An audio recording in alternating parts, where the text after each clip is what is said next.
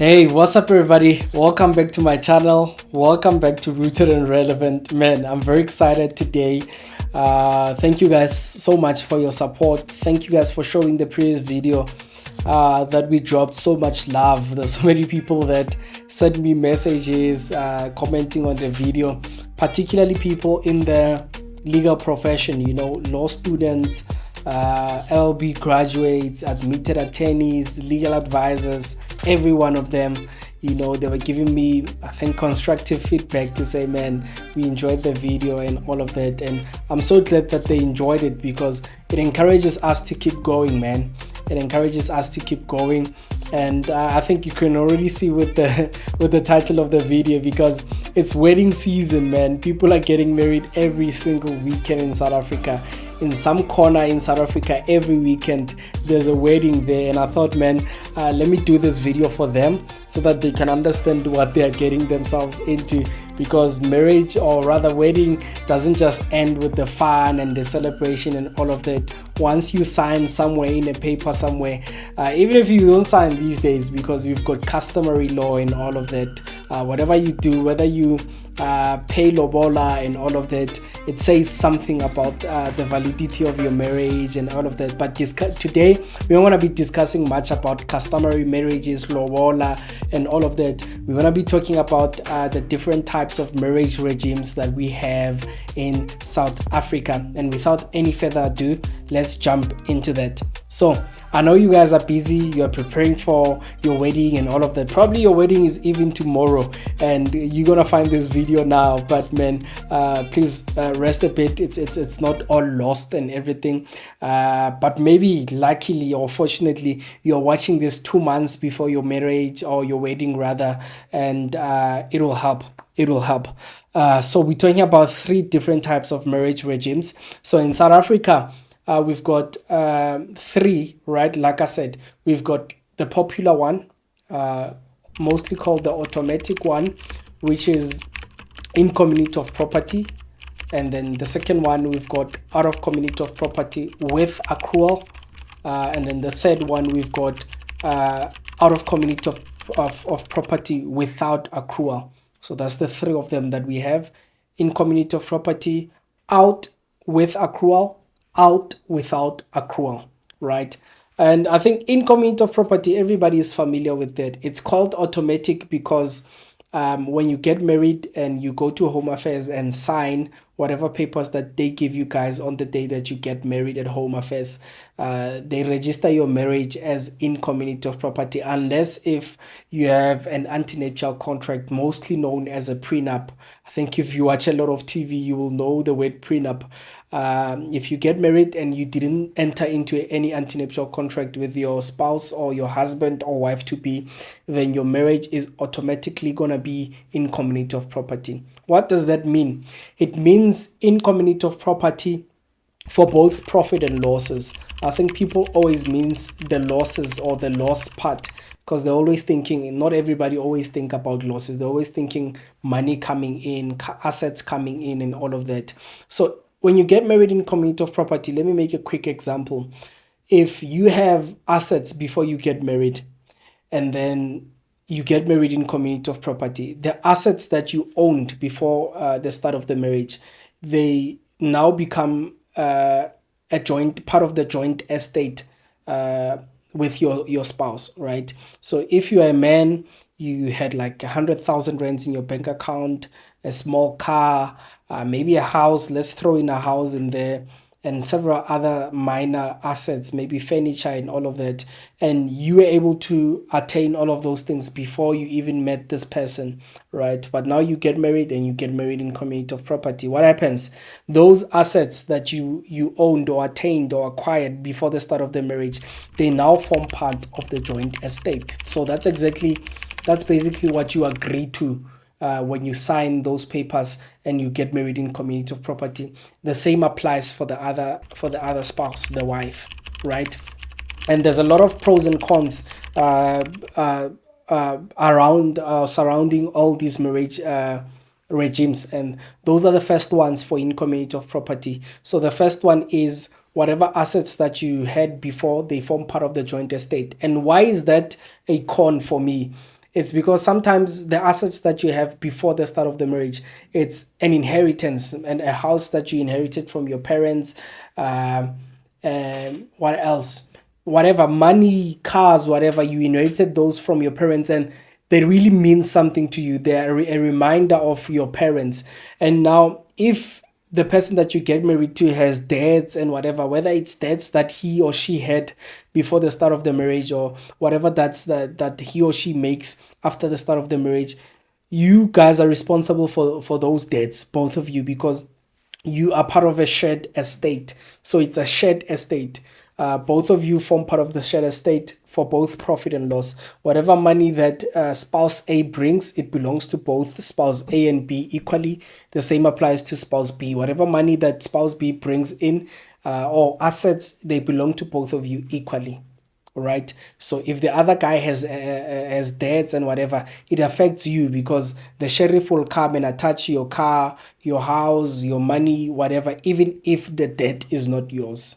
But in terms of the paperwork that you signed, the debt is transferable even to you. So meaning the creditors can come and claim against you. So that's in community of property in clear terms. Secondly, we've got out of community of property with accrual. What does that mean? That one means whatever that you had as a spouse. So let me come up with names. We've got George and Cinderella. All right. I don't know why I thought George and Cinderella, but yeah. So you've got George.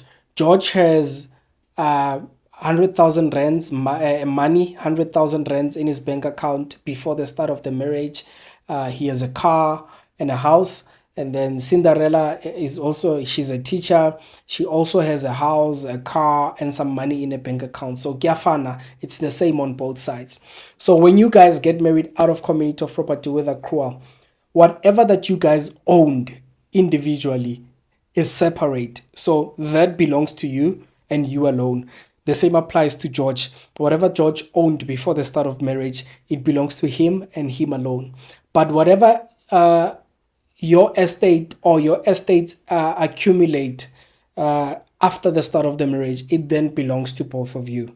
So because Cinderella is a teacher, she earns a salary every month. So whatever money that comes into her bank account every month, if she buys a car after you guys got married, if she buys a house or whatever, even if it's her who bought it with her own money because she's working, it belongs to both of you equally because of the in accrual part. So it forms part of the accrual estate, of the shared estate. So you've got two things. You've got a separate estate, separate estates before the start of the marriage. It's not legal terms, right? But I'm trying to make it make sense for in layman's terms, because I know attorneys will come and say, you're not saying it in a correct way and all of that. I'm trying to make it make sense for the normal person. So whatever that you guys owned before, that's yours. The estate is separated in that regard. But then you have a shared estate after the start of the marriage. On the date that you guys get married, then there's a shared estate now that is created, right? And then whatever that you guys make, whether George has a business and he makes money from the business, Cinderella is a teacher, she makes money from her job, they buy stuff, whatever, that forms part of the shared estate. Makes sense, ne? And then out of community of property without accrual.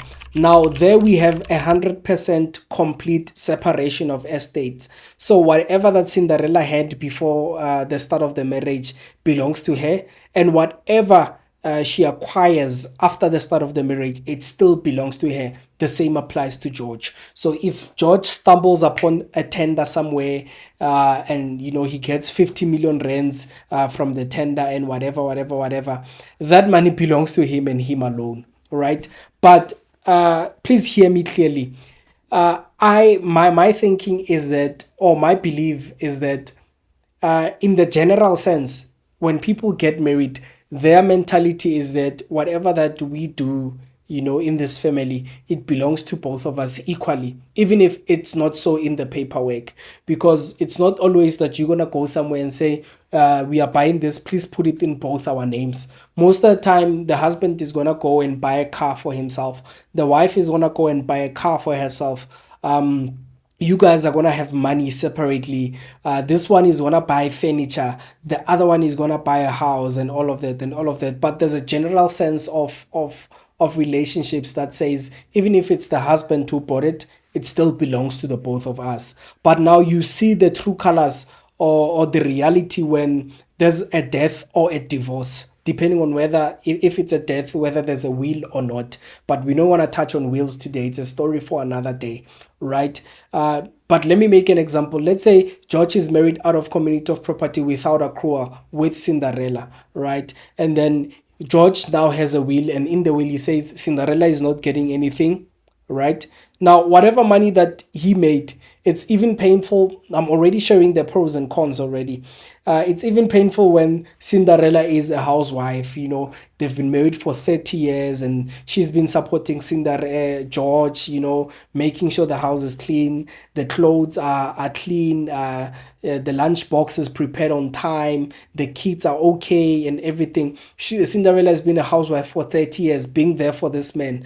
Now, they are divorcing, and when they are divorcing, because they got married out of community of property without accrual, this means that whatever George makes before and during the marriage, it belongs to him alone. And if he decides to exclude Cinderella from his will, Cinderella won't get anything unless if she claims spousal maintenance, to say, look, I've been depending on this guy for the past 30 years, I'm not working, I've been a housewife, now he must take care of my needs every month. I don't think the same in community morals is the same when it comes to men, because I don't think, because of pride, men will not go to court and say, look, I'm claiming spousal maintenance, my ex-wife must take care of me until I get a job because I've been depending on her, and whatever. But women will always do that, and I think it's fair for them to do that, especially if she's been there for you for the past 30 years and all of that. So those are the three types of marriage regimes that we have. But how do you work around them? So if you get married in community of property, you just go to Home Affairs, you'll sign whatever papers that they give you, you get your marriage certificate, you walk away.